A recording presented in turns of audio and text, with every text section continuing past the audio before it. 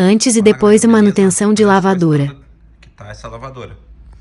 Os ratos destruíram a fiação. Tudo cortado aqui, roído, né? Aqui na placa eles cortaram todos os fios. E olha o estado que tá isso aqui. Então a gente vai mostrar um antes e depois, né?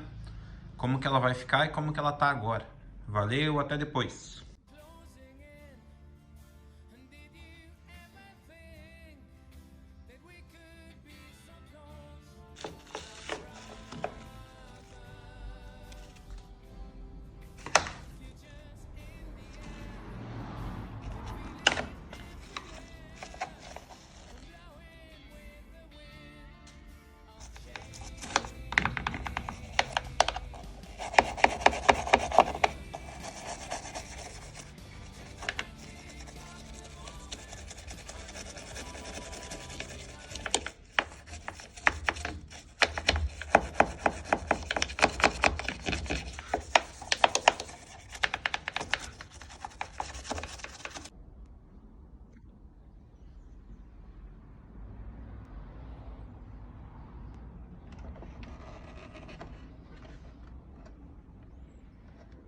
Prontinho.